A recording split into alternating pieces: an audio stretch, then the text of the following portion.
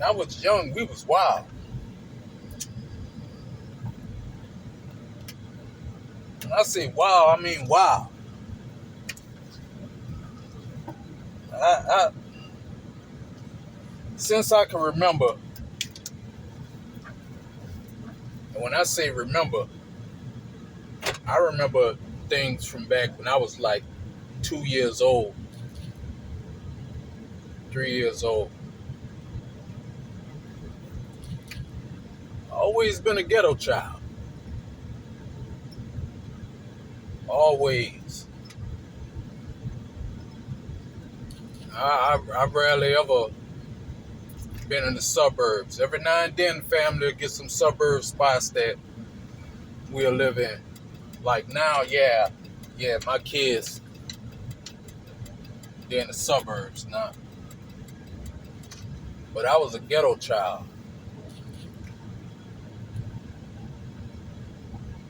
And they always send the worst people to the ghetto. I mean, all right, they got murderers in the suburbs. Yes. They got pedophiles and all that. But most of them not convicted. Most of them ain't been caught. You got drug dealers, but the ones that get caught, they usually don't come to the suburbs. Because there's petitions that keep them out of it. People will sign a petition. We don't want him or her here.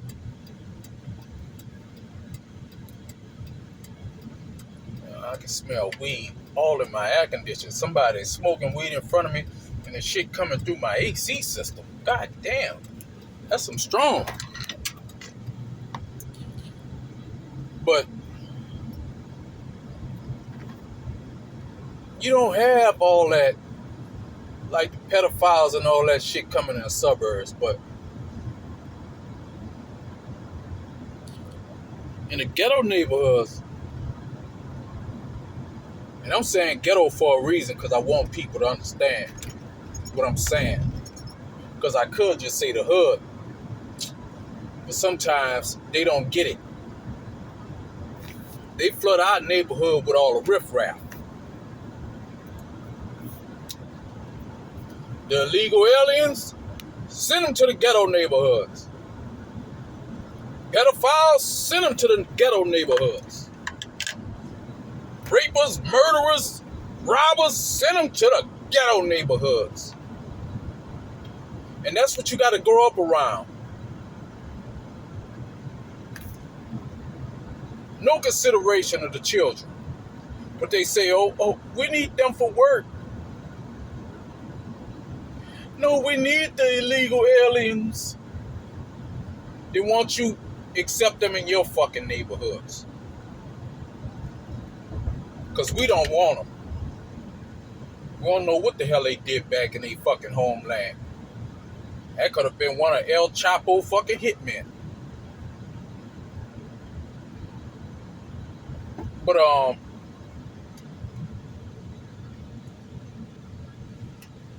we had to grow up in different circumstances than they have now. And I'm not going to say than they have now because I know there's kids that's growing up in the same or even worse circumstances than I had to grow up in.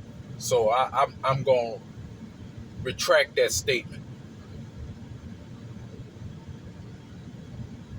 I know they got kids that's going through it, suffering. But I can only tell you about the life that I live.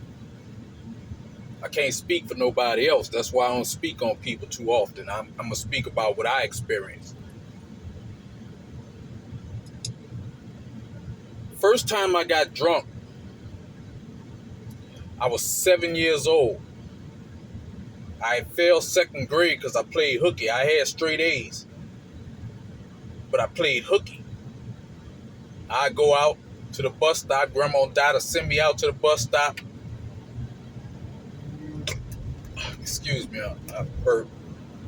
I go out to the bus stop and wait. Soon as I see the bus coming down, because Grandma Dot lived in Wagaman, and our trailer, Uncle Sonny burnt our trailer up, so I had to go live with Grandma Dot until my daddy and them found another place for us to stay. After that, we moved to Salisbury, though. We were staying on the dump then. But I waited at the bus stop, and when I see the bus coming down River Road in Wagaman, because we was going to Live Oak Manor, or Live Oak Elementary, I think. That's right before we moved to Live Oak Manor. That's one of the few times I lived in the suburbs when we moved to Live Oak Manor. But let me finish, because I'm getting off track. I wait for the bus. As soon as the bus get to coming up, I go hide under a car. I was 7 years old. And then I go back home while Grandma Dot got The Price is Right or whatever the hell she was watching. I think it was The Price is Right was on. I go in and be like, Grandma, I missed the bus. And Grandma Dot wasn't worrying about bringing me to no fucking school. She didn't care. Because fuck, she ain't go to school. She grew up through Jim Crow.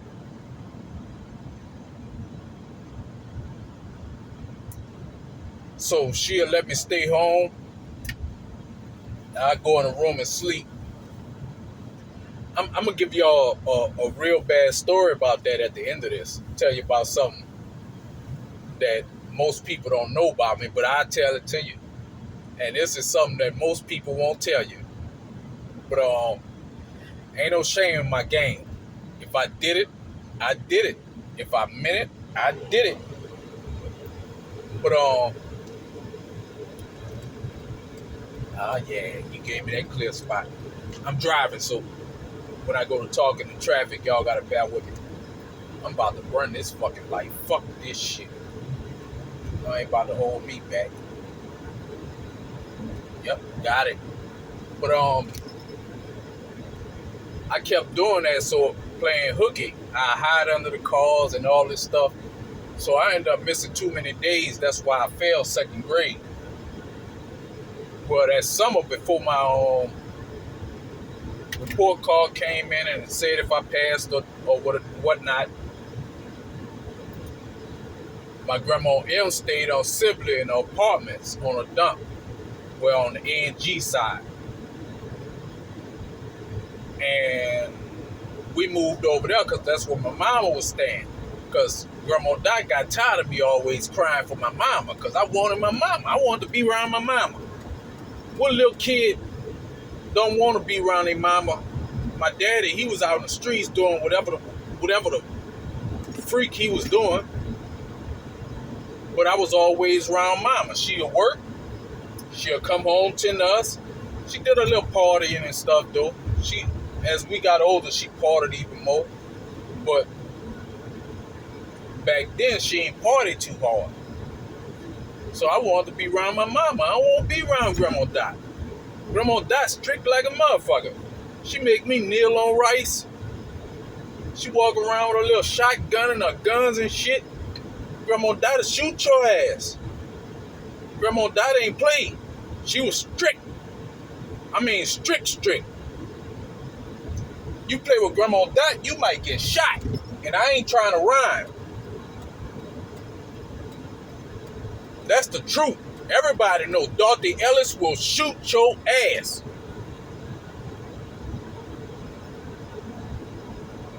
So I wanted to go. Like, I'm like, this lady gonna either kill me or make me kneel on rice so long, or she'll make you stand on one leg and she'll sit behind you with a switch that she done peeled to its green. And every time your other leg drop to the floor, she'll pop it with that switch. Little bitty green switches. No, I didn't want to stay there. Motherfuckers wonder why I sat up there and when I was in prison, I was just laying back chilling. Shit, you ain't see what I done seen. But when I fell,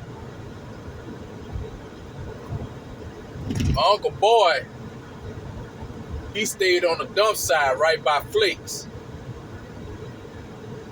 Flakes was a corner store owned by black people.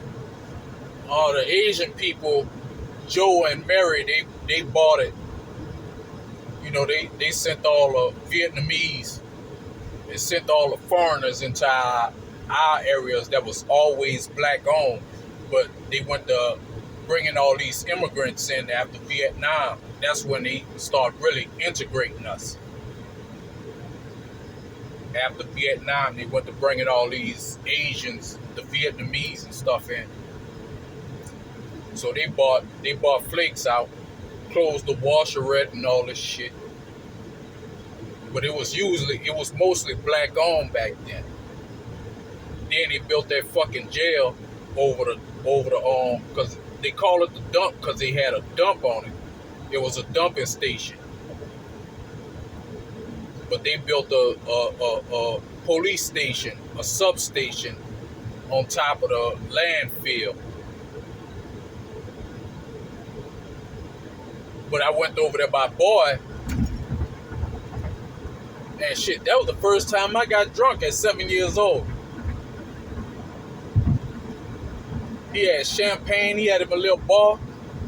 Me and my older brother, he was 10. We was sitting there, we getting drunk. I know I had an ass whooping coming because I knew my grades, the fact that I failed about to come in, so I know I got an ass whooping. So and it's funny how, as a kid, I actually knew this, come to think of it. But I knew I was about to get an ass whooping, so I was getting drunk. Like I had lived here before, like I knew what alcohol do.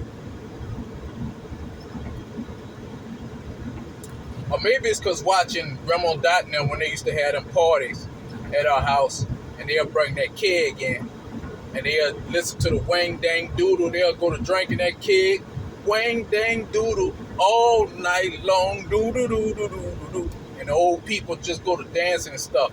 She was one of them old ladies that had plastic over the sofa, and you couldn't go in that living room. You go in that living room, boy, you about to get fucked up. Only the old people could go in there, and they got to take their shoes off before they step on the carpet. And they'll be Wang Dang Doodling their ass off.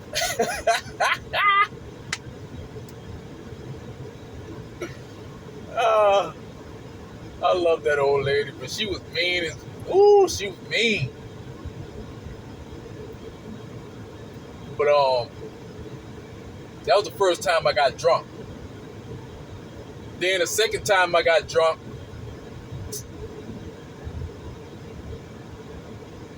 I used to sip a little bit with my brother and them around the time where what was it? It's around the time where the movies from the gangbangers, California gangbangers, start coming out. Boys in the Hood and shit. I used to sip a little with them. They used to be drinking Crazy Horse, Old English. You know, they was drinking King Cobra and stuff like that. So I used to sip with them. But they didn't want me drinking too much because they knew I was already nutty. You know, it's one thing to be bipolar. But when you a smart bipolar motherfucker, oh my God, when you like an honor student bipolar dude, like I would think of, well, I'm going off track, but they didn't want me drinking around them too much because I come up with some of the worst shit to do and then get away with it.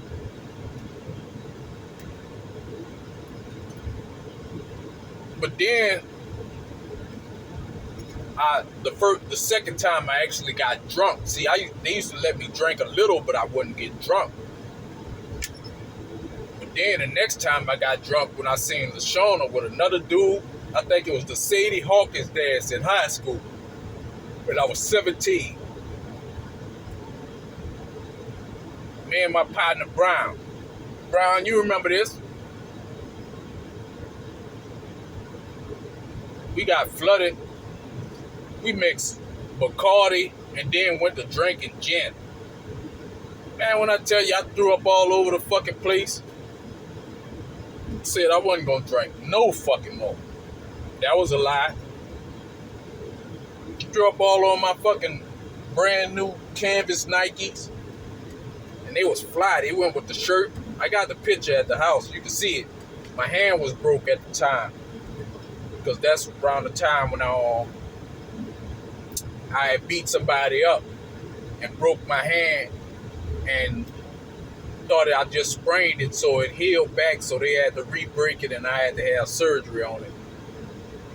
But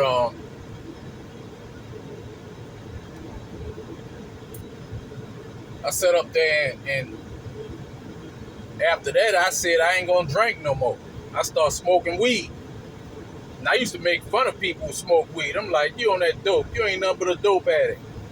Cracking jokes because I was selling weed and I was selling crack. So I didn't know the difference between weed and crack. I just knew that it put money in my pockets back then. Then once I realized weed wasn't addictive, shit, I started smoking weed. Dre came out with the chronic. Nigga, I got the chronic.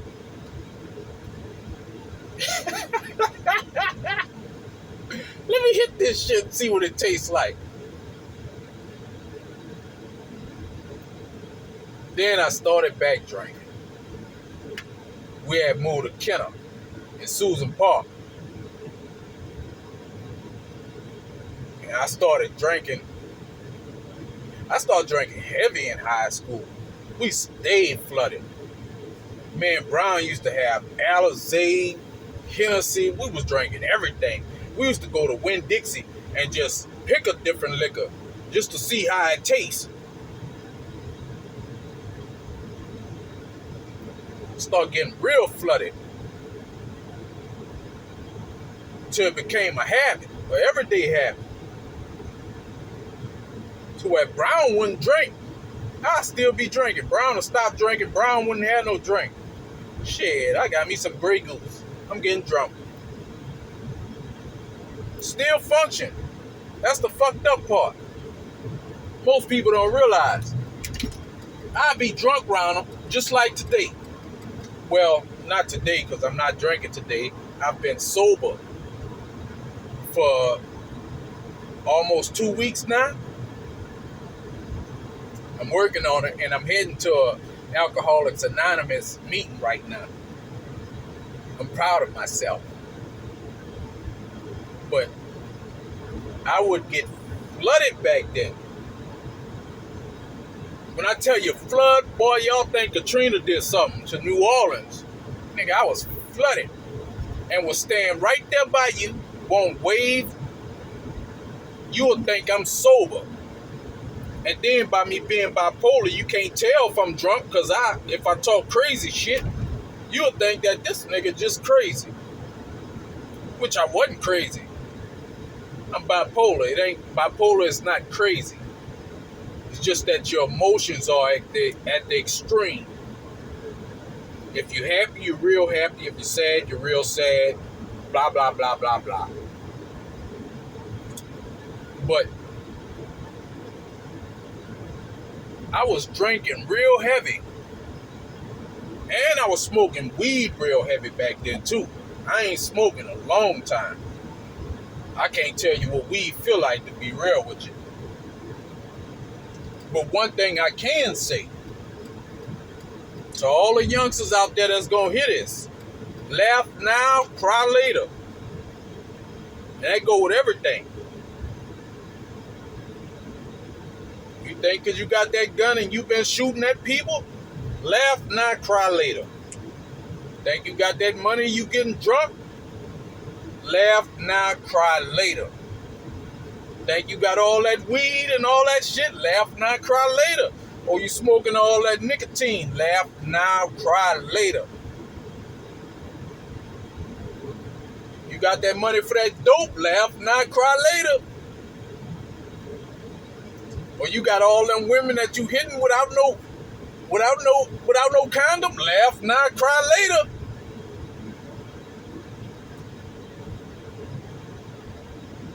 Before my brother died, because he died from lung cancer because he used to smoke. Me and him both were smoking on Camel 9 filter.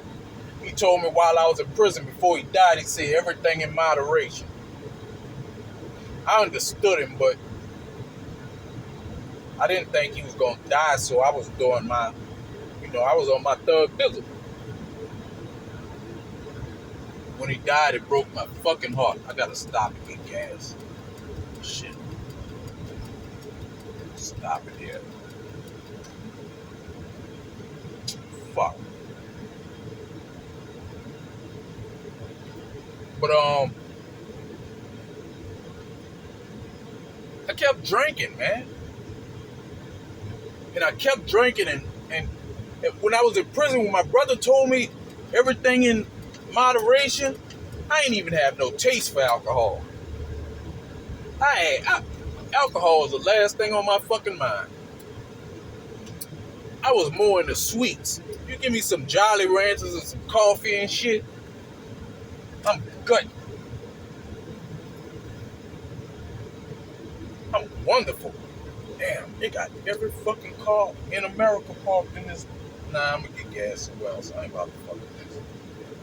No time for this shit. But I was Jolly Ranchers and coffee. Last thing on my mind was a motherfucking drink. Until the chaplain came into the dorm and told me that my brother passed. 2 weeks left. 2 weeks before I got out. You know them dirty motherfuckers wouldn't even let me go to my brother's funeral, scared I might try to escape with 2 weeks left? Who the fuck gonna do that?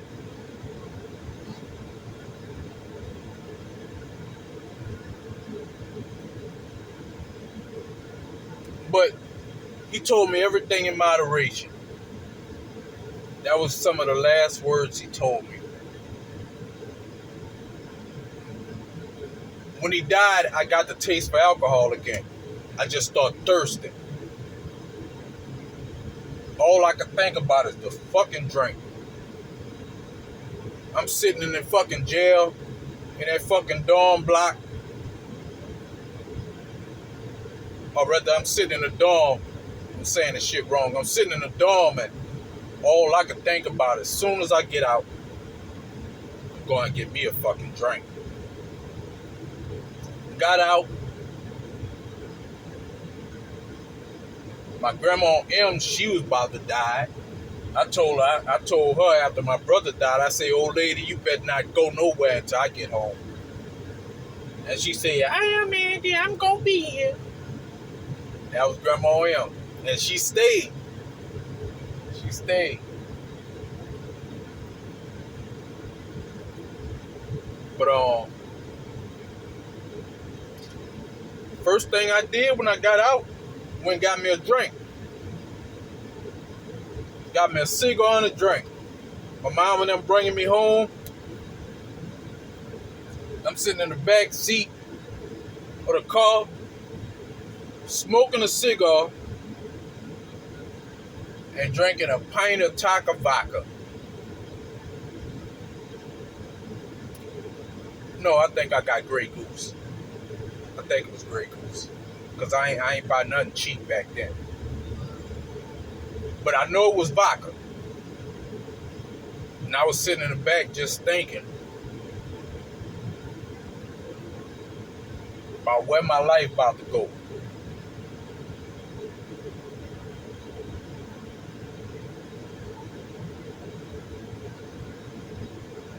And I rarely drank when I got out. I only used to drink on the weekends when I first got out. Then as the money started flowing in, I started drinking more and more. Because I had the money for it. It wasn't hurting me. Shit. I used to be in that Dodge Magnum flooded.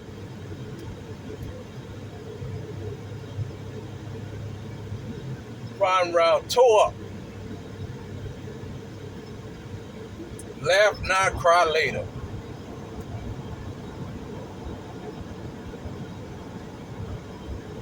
I kept getting tore up.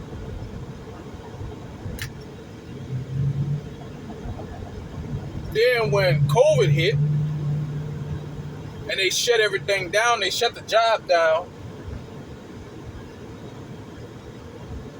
and I was inside getting that fucking stimulus check.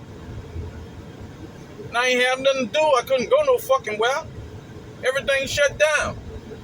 So I'm sitting inside playing a fucking video game. And I got some of the videos on here that I posted up when I couldn't go no fucking well. That's the beginning videos. That's when I first started to put videos up. That was during COVID. And I was drinking my ass off, man. I mean, I drank a half a gallon or more in 2 days. Just in there,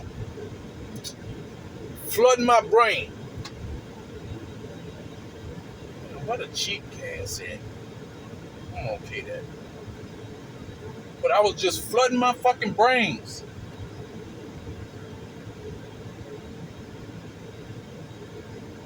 Until the shit got bad.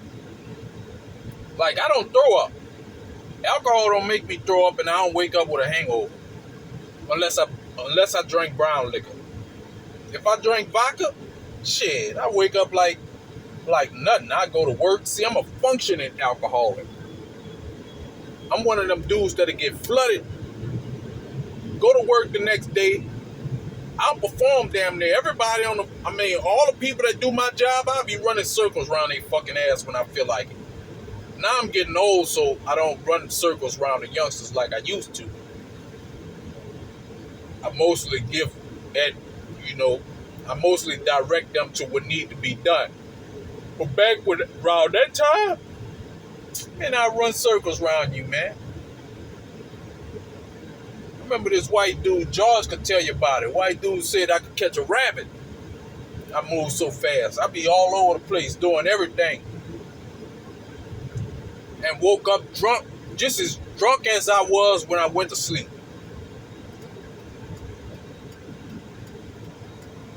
A functioning alcoholic. Oh, there go to cheap gas. I gotta go around. Son of a bitch. Got the wrong lane. I got the wrong turn lane. I can go over there any damn way. But I run circles around people.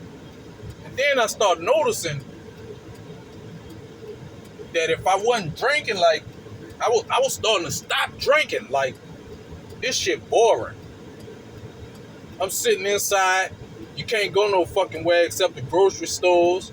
You gotta wear a mask every fucking where. I start getting bored. I start noticing, fuck that alcohol. I don't feel like drinking.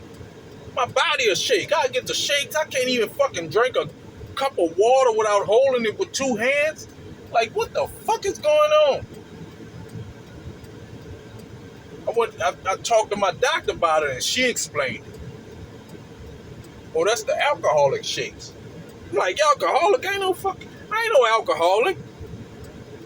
I just like to drink. Laugh now, cry later. Nah, son, you alcoholic. You're alcoholic. That's when it starts setting in. I'm like, damn. Too late to turn back now. You already hit that fucking mile point, boy. So I sat up there and I kept trying to quit. I didn't realize why I kept passing out on jobs, because I black out on you. Or I get dizzy and stuff and have to lean on something. But then I start blacking out at home. Then I had a fucking seizure because I quit drinking. Like, I'm a fucking alcoholic. My body don't even want me to... I gotta take medicine to keep from having motherfucking seizures because I don't want to drink. Like, my body is telling me, no, motherfucker, put it in me. Put it in me now. And I'm like, no, I don't want to. It's like, no, put it in me. So now the doctor's got to give me shit to keep me from fucking passing out.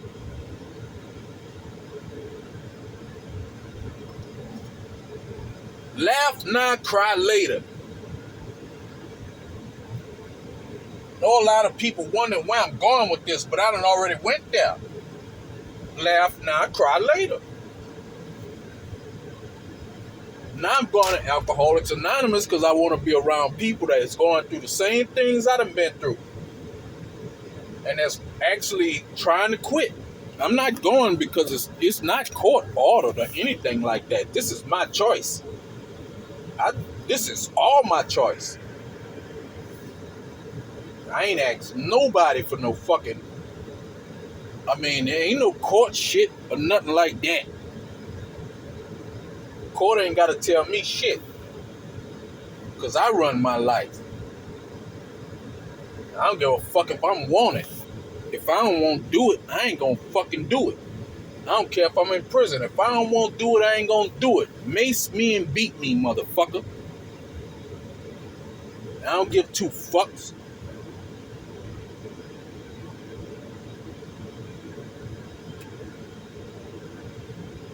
But laugh now, cry later. And I was telling the youngsters that earlier. I was sitting there talking to them. They was rolling their little weed up. I sat there and talked to them. I can't stop it. You done paid for that shit. And you gonna do it whether I tell you not to or not. But I could give you some advice. Laugh now, cry later. Cause see, when the shit really set in, and you realize and you look at all the money, you know how much money I spent on alcohol? I'd probably be a motherfucking millionaire if I'd have held that money. I ain't no damn millionaire. Between women and fucking alcohol and weed, I'd be a fucking millionaire.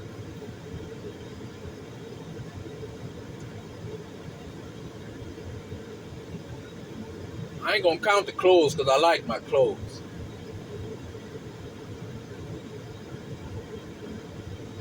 But even though I don't wear none of this shit, that's the fucked up part. I buy that shit, wear it once, maybe twice, and then you don't see nothing but the clothes that I've been wearing before that. I wear the oldest shit because it's more comfortable. It ain't itchy. That new shit be itchy. Or it ain't broke in right. I'm hoping this nigga pull off, man. But laugh now, cry later. Remember I told you that. For all y'all who out there doing whatever, wilding out, getting loose, getting busy, laugh now, cry later. It's best to focus on your future. Think about where you want to be in 20 years. In a good life. If you want to be dead in 20 years, keep it up. You want to be in prison in 20 years, keep up the bad shit. Have fun. But if you want to have a successful life, be living in a house, raising your kids right and all that stuff, just living decent, then everything in moderation. Laugh now, cry later.